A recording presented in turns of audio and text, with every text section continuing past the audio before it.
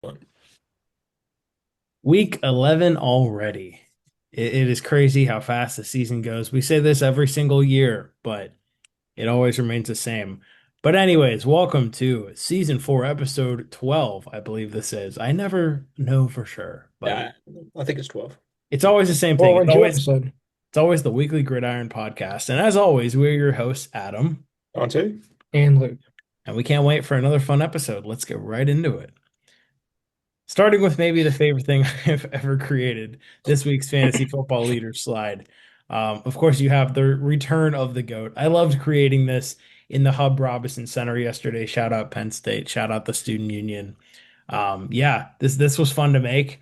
The return of the Oak Boy, Jonathan Taylor, is back in the fantasy rankings, and he is back to being number one this week with 49.6 against the Atlanta Falcons. Jonathan Taylor traveled more miles than the Falcons did to get to Berlin, Germany, pretty much. Yeah. Behind him on the running back side, you have Devon Achane, who had 40 and a half points, was a big part of one of my fantasy losses this week, one of my many fantasy losses. And then Jahmyr Gibbs with 38.2. On to the quarterbacks. This week's leader, you could see him in the bottom right. Davis Mills just coming out of nowhere with 27.68 points. Then you had Matthew Stafford with 26.9 and Jackson Dart with 26.28. On to the receivers, second straight week, we have Drake London at the number one spot with 24.4, followed by 23.9 for Jameson Williams and 23.5 for Emeka Egbuka. And the tight ends, Trey McBride had 27.7, George Kittle 23.4, and fellow Penn Stater Juwan Johnson with 19.2. Sixth appearance of the year for Taylor, third for Stafford, Drake London, and Trey McBride, or third for Dart, sorry, not Stafford. Second for Stafford, along with Achane, Gibbs, Abuka, and Juwan Johnson. So yeah. Nice. Here we go. And then one final slide we have before we get to this week's picks. We got to talk about the most influential fat man in New York since Biggie getting fired. Brian Dable's time as the New York Giants head coach is over. Went 11 and 33 after his very surprising playoff win with Daniel Jones under center. Yeah, and you could see Jackson Dart in the top right saying, "Come on in, coach," for what felt like the 100th trip to the medical tent with Jackson Dart this past Sunday. Yeah, Giants recently blew two major leads to the Broncos and the Bears, which caused Dable to get fired. They finally had enough. What do we think about this? I mean, wait. Oh, sorry. Yeah, we're good. Sorry. Zoom was being weird for me. Um, I think it's long overdue, honestly. Um, I don't know. It's not going to solve any problems for the Giants. It might even make things worse. Um, but get a fresh start with at QB. You might as well get a fresh start next season at head coach. Um, yeah, just long overdue in my opinion. Yeah, Yeah, he's not a bad coach, especially on offense, but he absolutely ran out of leash. Yeah. He probably did a while ago. Objectively, you can't continue to allow a record like that. Um, when you look at some of the leads they've blown, which Adam mentioned, yeah, it was tough. yeah, I look at this two different ways. One way being that he did all that he could, of course, losing Malik Neighbors, losing Cam Scottaboo for the rest of the year hurts. I mean, you can only do so much with your offense when you lose those kind of guys. But at the same time, like I said, the blown leads, the Giants just not being a good team, something had to change. And I had a feeling it would be Dable. The one thing I'm surprised about is Joe Shane still being there as the general manager. Now, I expect that after the season, he finally gets fired. He hasn't really done that good of a job there. Of course, we know all the mistakes they've made, letting Saquon go to the Eagles, paying Daniel Jones. Yeah, I expect some changes there this offseason, but yeah, it doesn't surprise me that this was the first one. And Mike Kafka is the interim head coach. Don't expect much of a needle moving to be done there. Giants season is kind of done anyway. So yeah, they're 2-8, and we'll see where they can go from here. Yeah. Which like by Yeah, the way, it's a black and white picture with the tombstone. Brian Dable did not die. I know, They're but just gonna throw that out there. his narrative of the most influential fat man in New York since Biggie died, No, absolutely. Totally. because In he's fact, if we probably want to talk not about anymore. if you want to talk about how just alive he is in his first public appearance since getting fired, he was wearing a Penn State hoodie. Nice. Mhm. So people are throwing that rumor around now. Interesting. Awesome. Yeah. Oh yeah. Another team with a head coach opening. Nice. Hold on. Sorry, Zoom is being really weird for me right now. Give me one You're good, second. bro. Take your time. Well, I can just comment on that while you're figuring that out. Yep. If people weren't aware, Brian Dable's son goes to Penn State, and I think he is Oh, like some sort of assistant with the team. So that would explain that. But people are still obviously taking it and running with it, which mm, I'm it, good. wouldn't be the worst hire in the entire world. But I'm good. I'm all right. yeah, I'm good.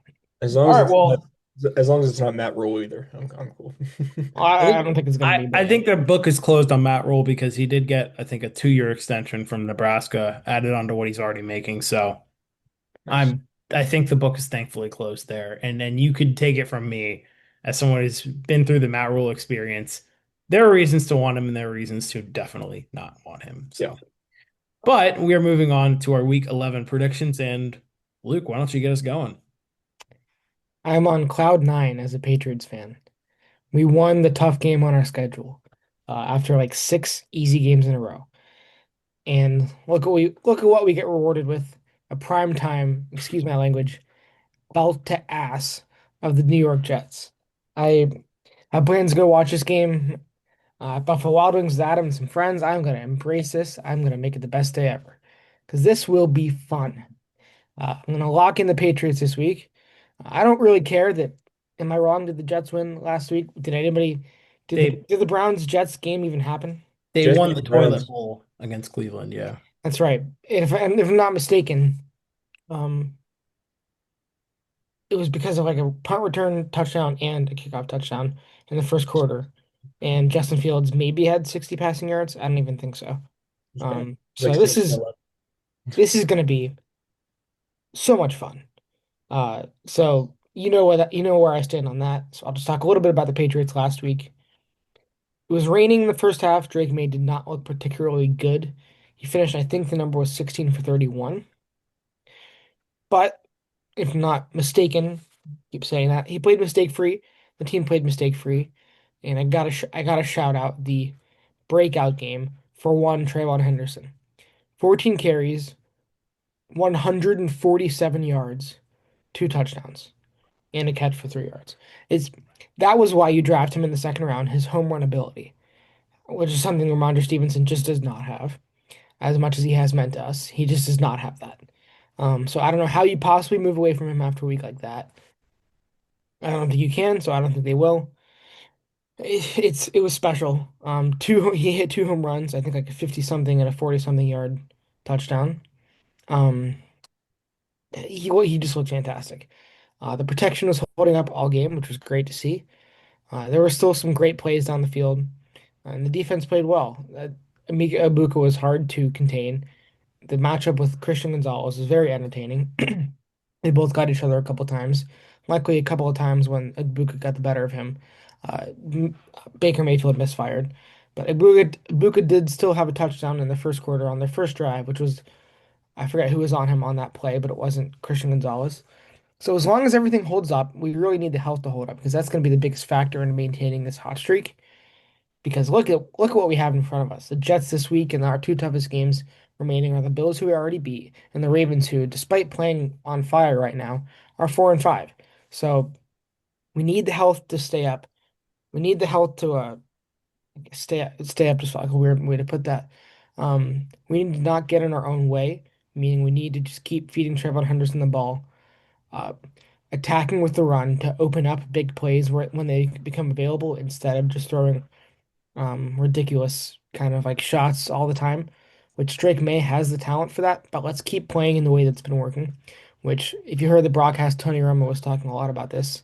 He did a really good job, I thought. We just keep attacking with the rush and taking what's available in the middle of the field and doing those two things efficiently has opened up big plays for us on almost every single drive. So we have a formula, we have the health, we have the talent, and we have the schedule. So I started with it and I'll end with it. I'm really on cloud nine as a Patriots fan right now. Is that your lock of the week, Luke? Yeah, it is. Okay. I guess I'll jump in because it's my lock of the week as well. Yeah, to answer your question, Luke, Justin Fields on Sunday went 6 for 11 with 54 passing yards, one touchdown, and one interception.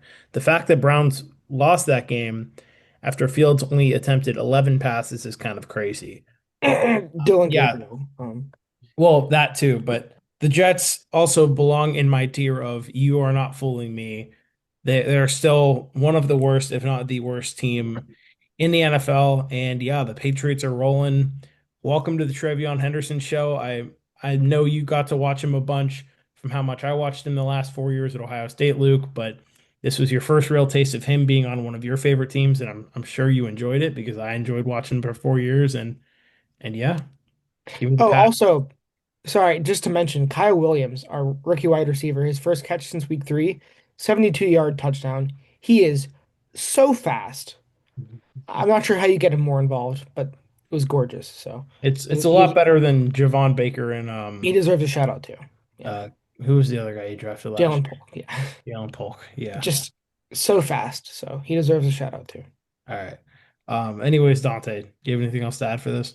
Yeah, Jets are bad. Patriots are really good. Shout out Travion Henderson, 28 points.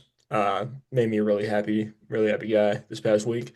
Um, yeah, not much else to say. This is also my lock of the week. Give me the Pats. I love it, boys. All right.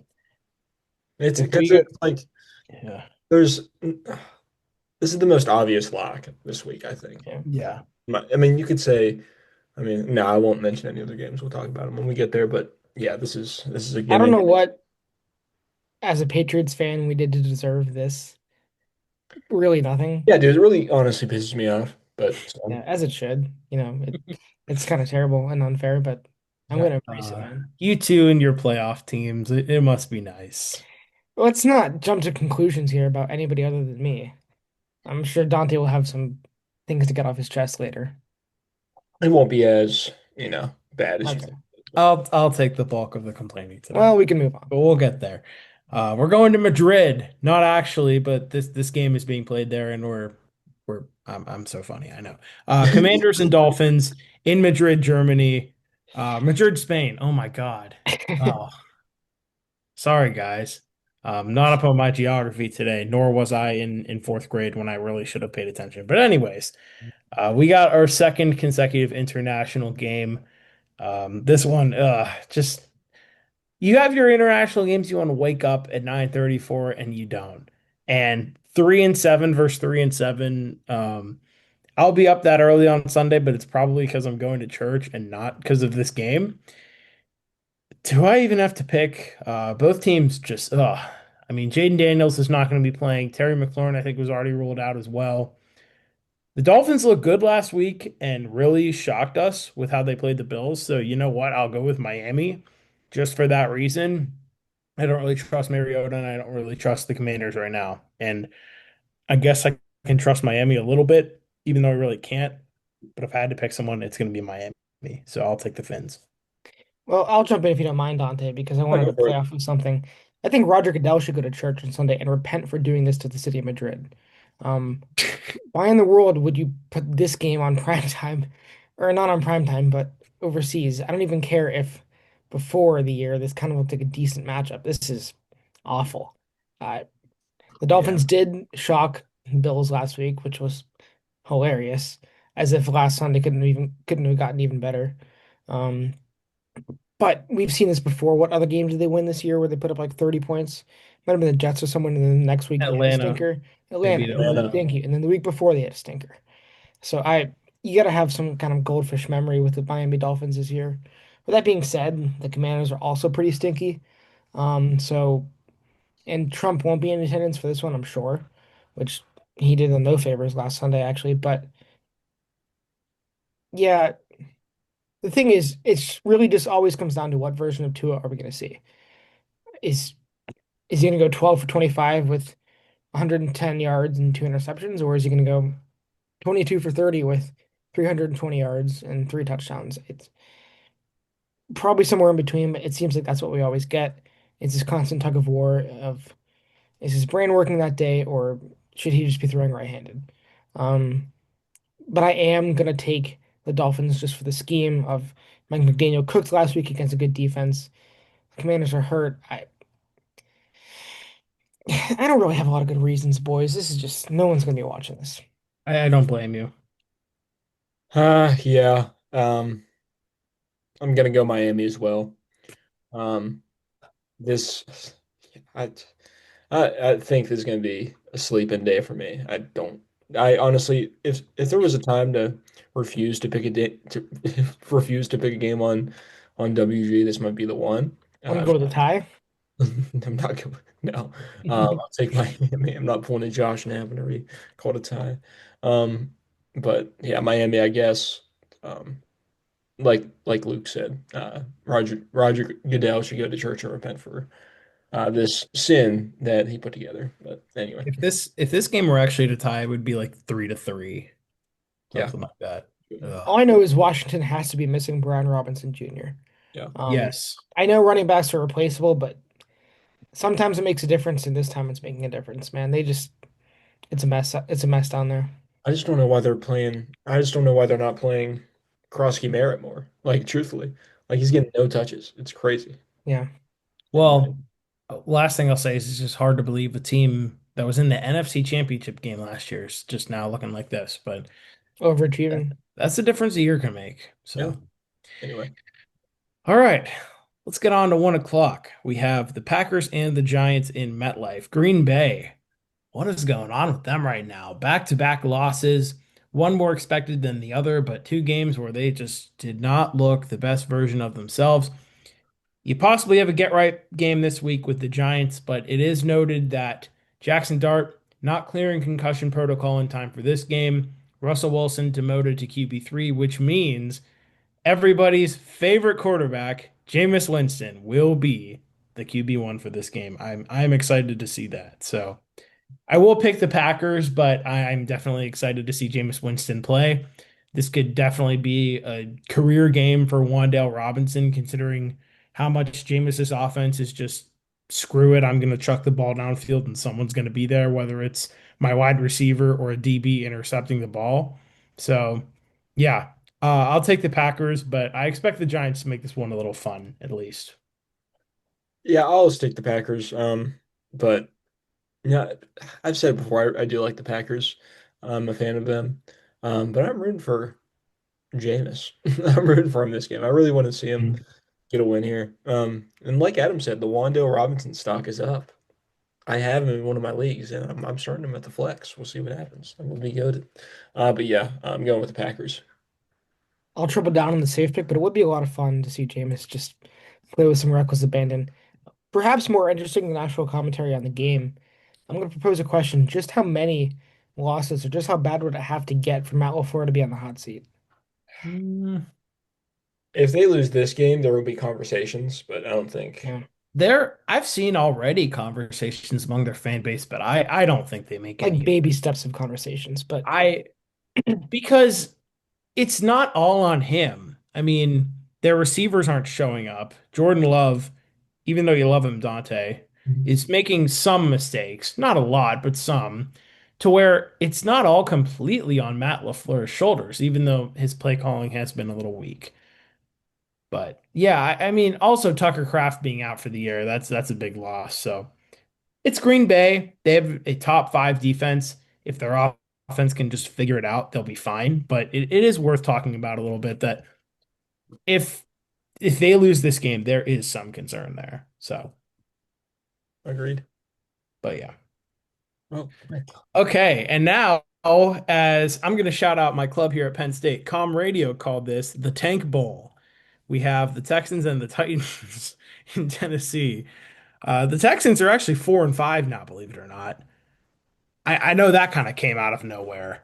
Um, that's but crazy. Tennessee, what'd you say? You said, wait, who's 4-5? Texans. oh, Did I I say think the Titans? Titans. I thought you said Titan. You didn't say No, no, Titan. you no. The said the Titans, Texans. Yeah. the Titans are maybe the worst team I've ever I was about seen. to say.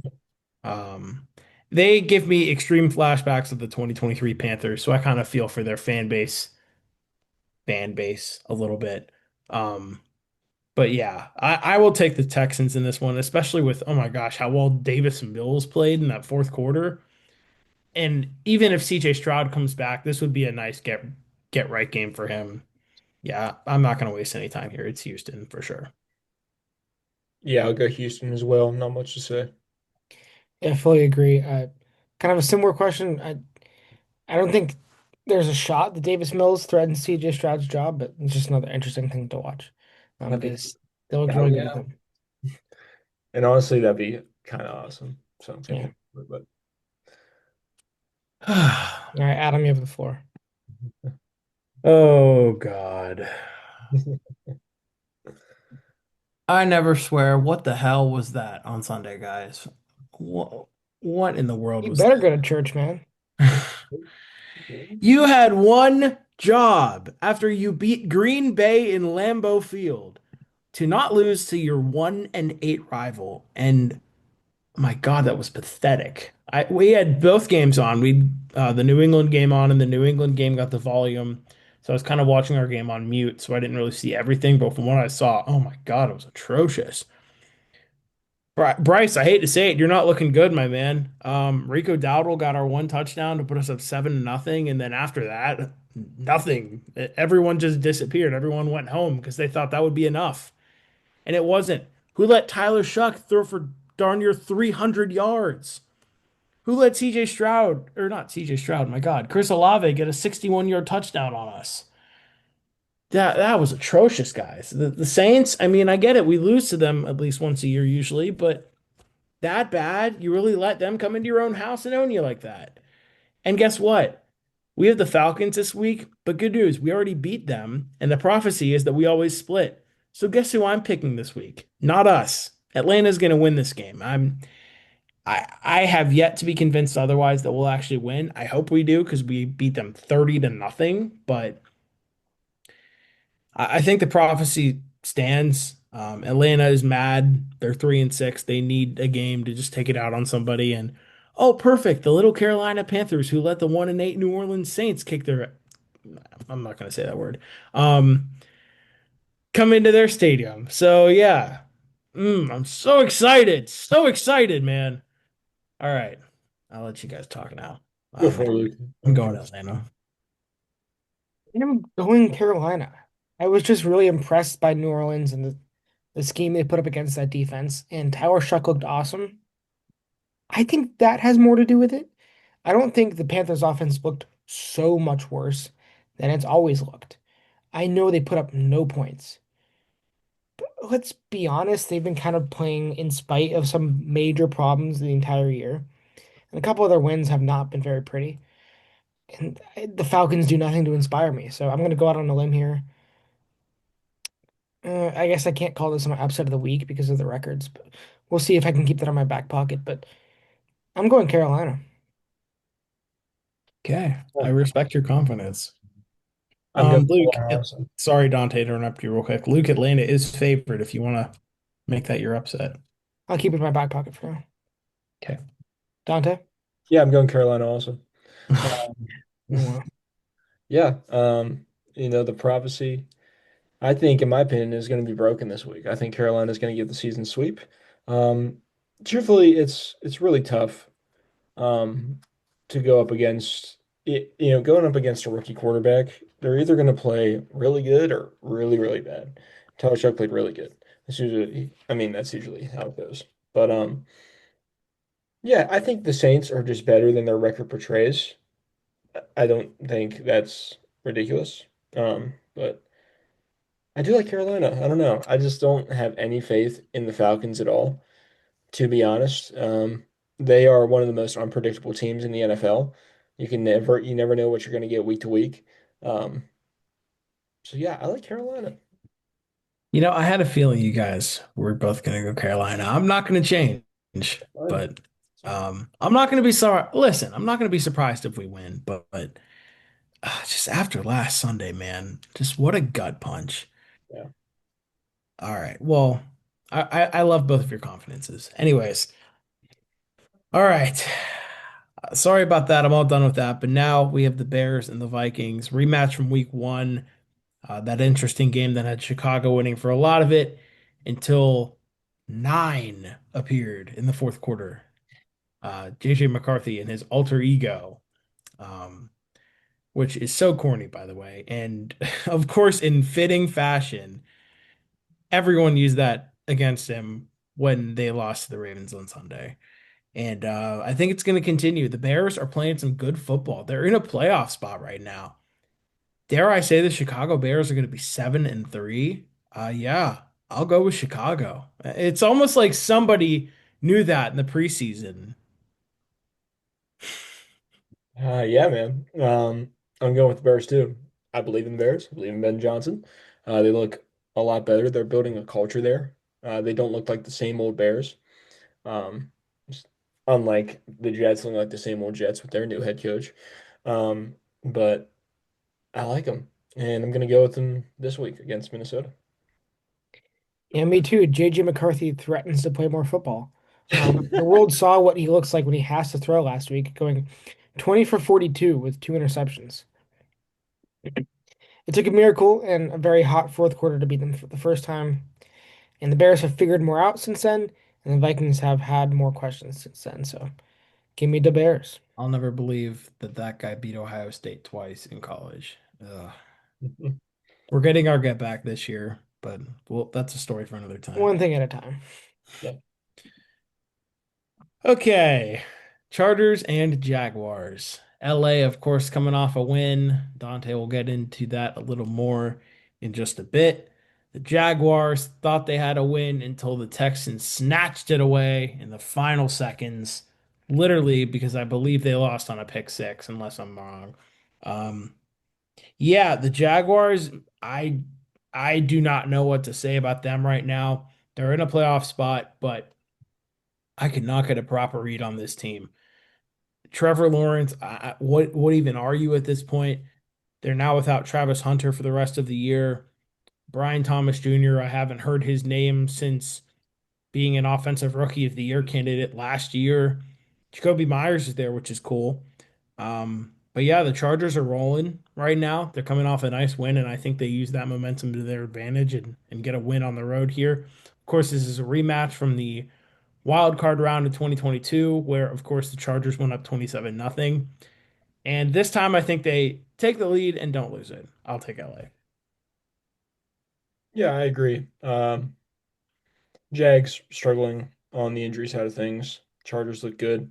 I do think the Jags pass rushers are going to get after Justin Herbert because just about every team in the NFL is.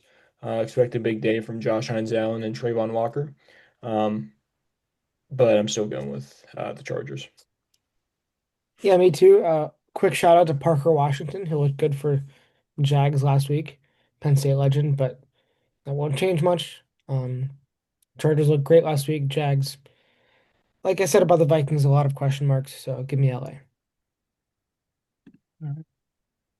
I feel like this episode has been kind of sleepy for us so far with some of these picks, but now we have a good one to get into.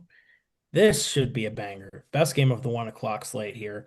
We have the Bucks and the Bills, both teams coming off losses, one way more surprising than the other.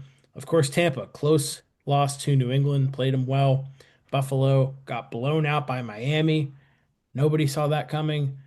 But now they face each other in Buffalo, where it seems like this could be a must-win game for both teams, especially the Bills, who at this point are trying to gain anything they can on New England.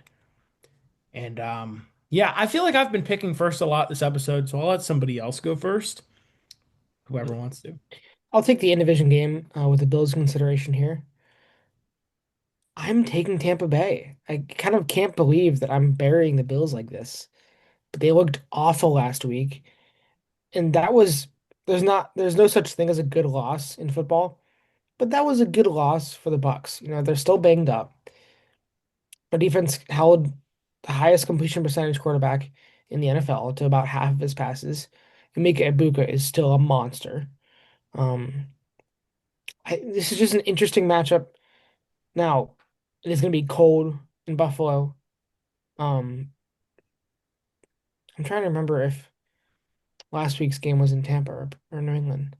Isn't I guess it Tampa? doesn't really matter that much, but I, both teams are going to be really hungry for this win. It could really go either way. This is a complete coin toss to me. But just based off what I saw last week, I'm going Tampa Bay.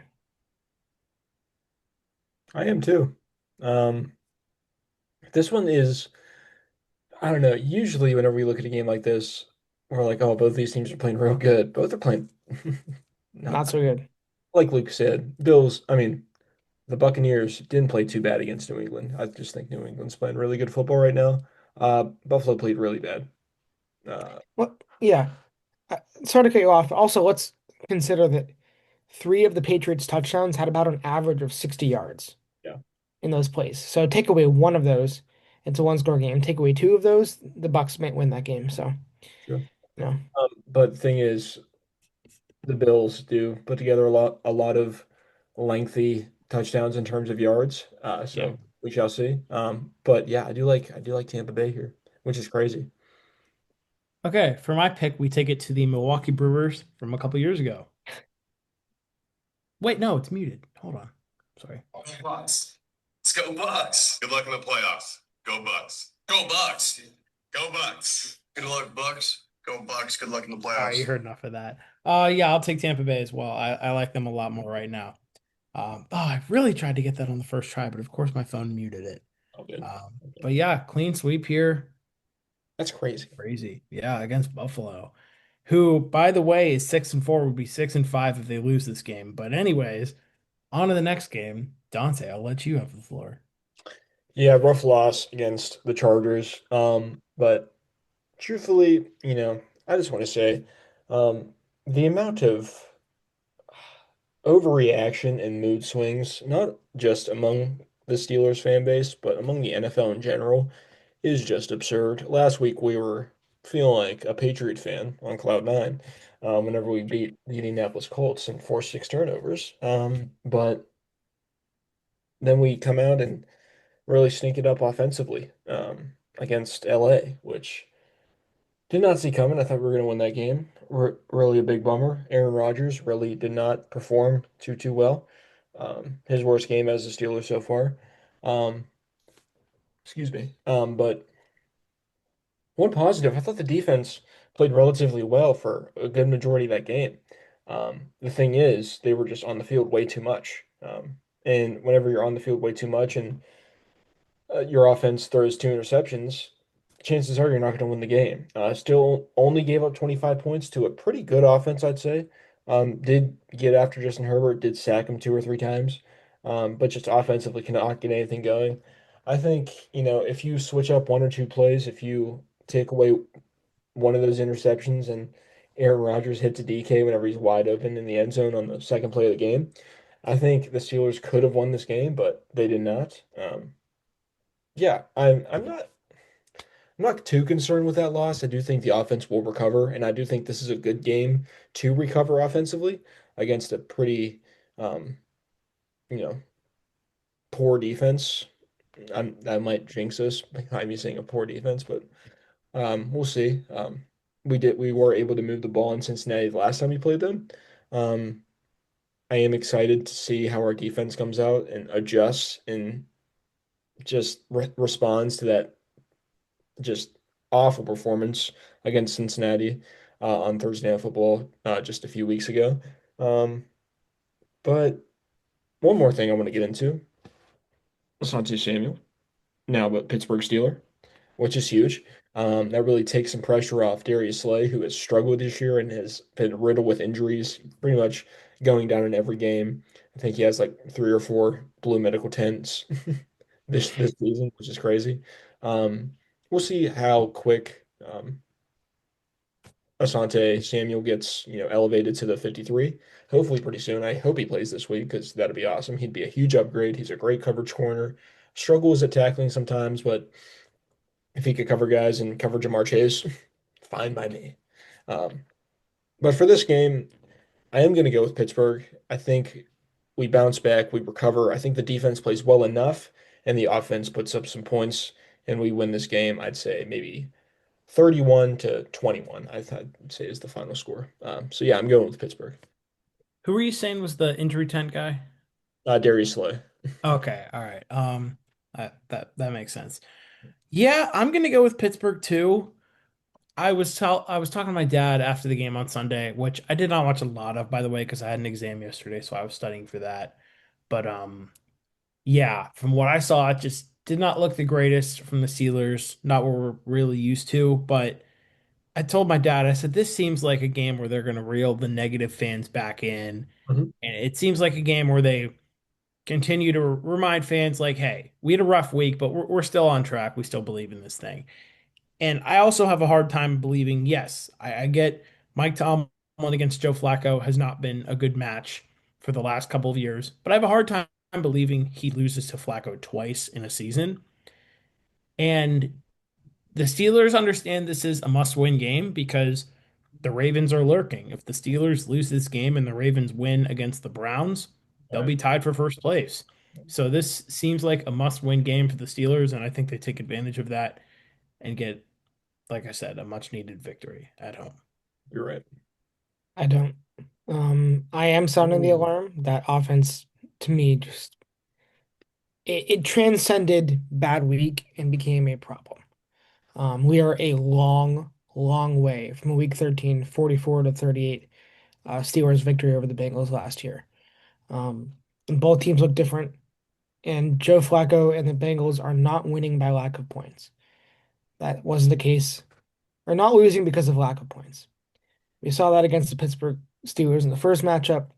It's continued to be the case. I'm sorry. I'm sounding the alarm on the Steelers. They could surprise me, and they totally could win this game. It could look a lot like you said it looked. You thought it might look 31-21. Just because they're so, you don't know what you're going to get every single week with them. You just don't. You could get the Colts game, then you could get the Chargers game. So I'm going to bet on the prevailing trends that good wins have been band-aids for this team that has had issues to address for a long time. Um, I said it last week when I picked the Chargers. Yes, the Steelers got pressure on the quarterback last week. They forced turnovers. Will that continue to happen? They did get pressure on Justin Herbert. The defense was just on the field way too long, like you said. It was just not, it was the opposite of a complete game. It's a tall task with this offense from the Bengals. Um, this is a get right game for the Steelers offense considering the Bengals defense. So we'll see. I could be wrong, but this isn't going to be a low scoring game. And after what we saw last week, I can't in good faith pick the Steelers. I'm telling you, man, this defense is different. Not trying to defend or call No, you no, out. that's your right to defend them. I hope you're right, frankly, but I don't know. I'm telling you, no, this defense is way better than what we saw the first time around against Cincinnati, and it may not look like it against the Chargers. I thought it did. I thought we looked Especially in the first half, I thought they were really holding things together for the most part. Yeah. just one or two plays, man. Like that Lad McConkey, like Mm. 60-yard catch and run. It's similar to the Bucks and Patriots game. If we don't give up those two huge plays, we could have been in this game.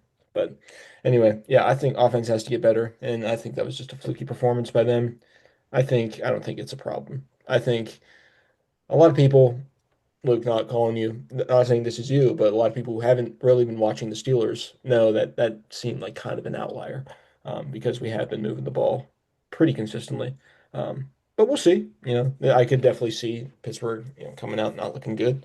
I really hope that's not the case. But at home, I think we get it done. But yeah, I hope you're right. Okay, on to 4 o'clock. We have A little four of note for these. this game, real quick, Marvin Harrison Jr. is out. yep. Yes, thank you. Zay Okay. Jones also tore his Achilles, I believe. So um, Ouch. he's also out for a while. Um, Yep. but yeah, 4 o'clock slate begins with this game. We have four of these games this week. 4 o'clock slate kind of loaded. I can't lie. Yeah. Well, two of the games are really good. This one's okay, and you'll see what the fourth one is. But we start with 49ers and Cardinals. Interesting week for Arizona last week. Of course, Kyler Murray out for a while, maybe the rest of the year, depending on what they do when he comes back. But Jacoby Brissett, first game as the real QB1, and uh, I'm not even going to blame it all on him because he had a clean game, no mistakes or no interceptions anyway. But I think that was more of Seattle was very, very good, which Yeah. we'll get into in just a little bit here. San Francisco, of course, not a great showing against the Rams, but I like their odds this week. Arizona just seems like a mess right now. after that win in Dallas. I think this is a game San Francisco wins. And even though they didn't look that great against the Rams, Mac Jones really didn't have that bad of a game. Um, Considering it likely will be Mac Jones out there. I haven't heard anything about Brock Purdy. Um, Honestly, at this point, I'm questioning if he even exists. But yeah, I'll go San Francisco and not waste any more time here. Upset of the week, Arizona. Hey, it worked for you one I was time. just gonna We're gonna say, see if yeah, it works again. Yeah, I'm doing it. Okay. I, did San Francisco win last week? I don't even know. They lost to the Rams. Yeah. Rams are a good team. Not trying to discredit them at all. Um, but I believe in the Cardinals, man. I'm riding with it again. This is mainly because I need an upset this week. So I'm rolling with the Cardinals. It worked for me once, so I'm doing it again. Um, Marvin Harrison out, but they're going to lean on Trey McBride this game. Anytime a backup quarterback comes in, it seems like they always lean on their star tight end. Really is how it goes all the time. Joe Flacco, whenever he came in for Cleveland, made David Njoku look like a god, which he is pretty good. But um, yeah, Trey McBride's stock going up, and the Cardinals gonna win this game. yeah, no, I don't agree. Um, Easy to look at the 49ers game and write them off. Mac Jones last week, Adam, you were underselling it like crazy. 33 of 39, 319 yards, 3-1 touchdowns. Jeez. I did not realize he's that Um, good. he was surgical. Not saying he's going to be again this week, but I've continued to doubt him. I think I've said it a couple weeks in a row. Oh, he can't, can't keep this up forever. And he's had his lapses. I'm not saying he hasn't, but he's having this offense definitely good enough to win games they should win. The Rams are just ridiculously good, by the way. But the Cardinals are not, and I'm going to go with San Francisco. Right. This, in my opinion, is the best game of the 4 o'clock slate. We have the It's the Seahawks best and the game of the Rams. week. Yeah, It might be, yes. Battle of 7-2.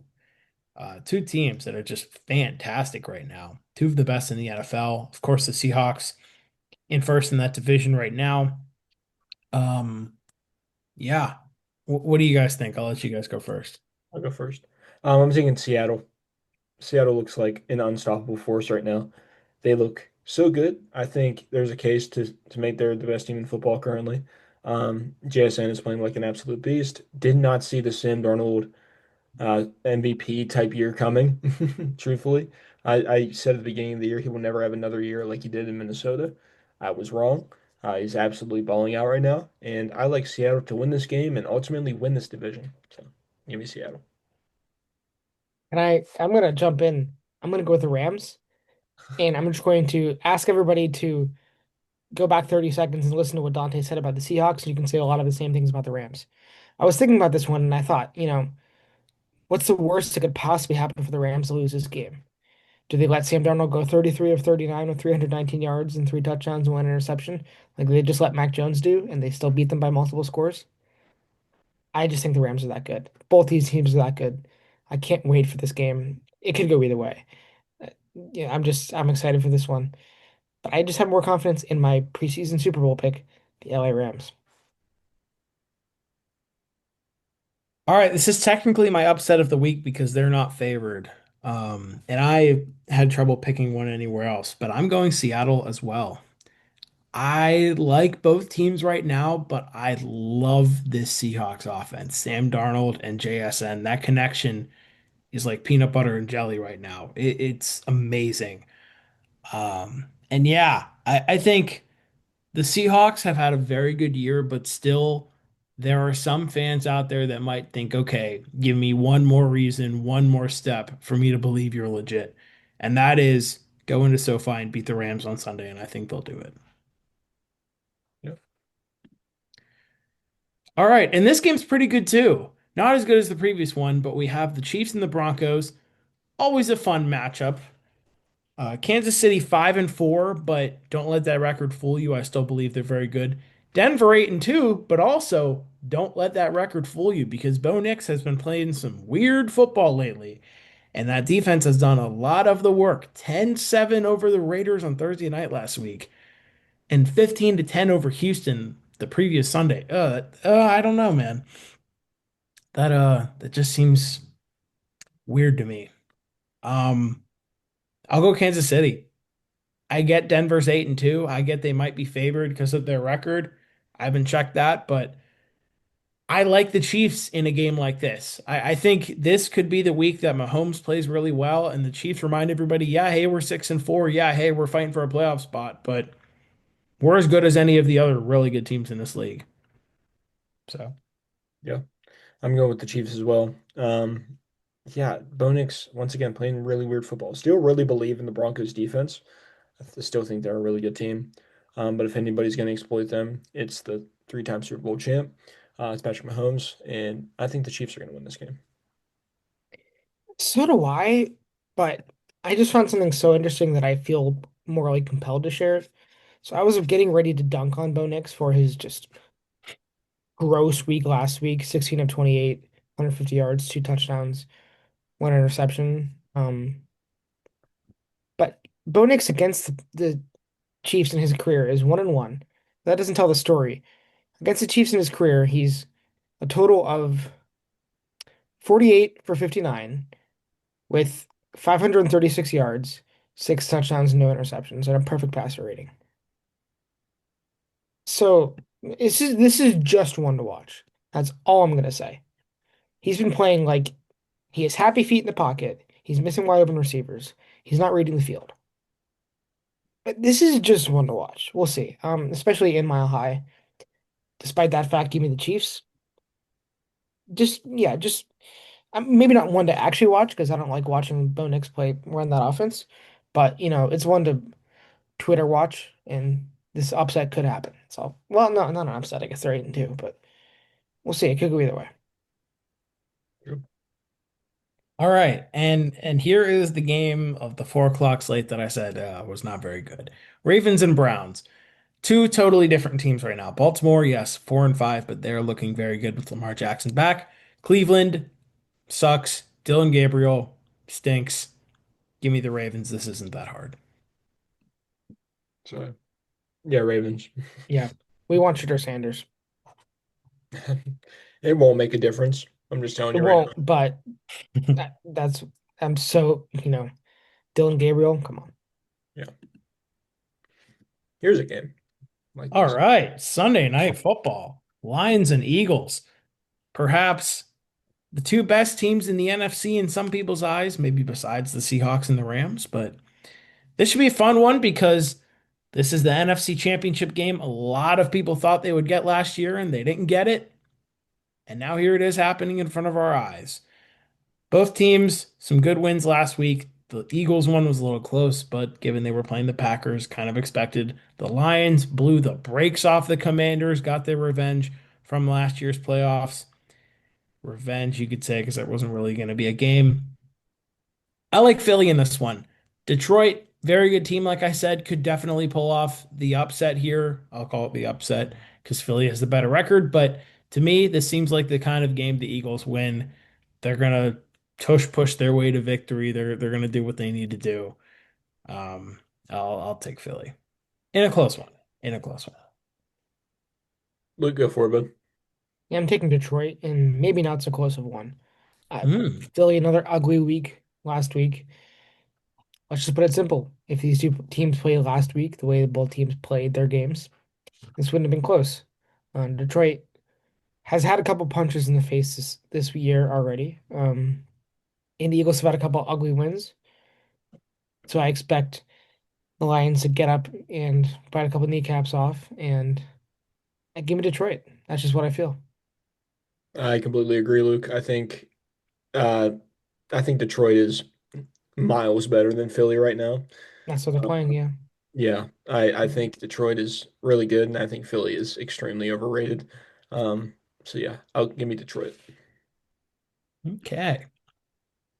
Final game of the week, Monday night, Cowboys Raiders in Vegas. Uh, I don't know. I'm not too excited for this one. The great Geno Smith in prime time. Dak Prescott's back. Cowboys offense looks great. Cowboys defense not as much, but Raiders all around are kind of just meh. I'll go Dallas. I agree, Dallas. Yeah, I have to agree there. The Raiders have done almost nothing inspiring all year. Cool. Okay. All right. So that about does it over here. Luke, are you sticking with Cincy as your upset of the week? Yeah, that'll work for me. Yeah. Okay.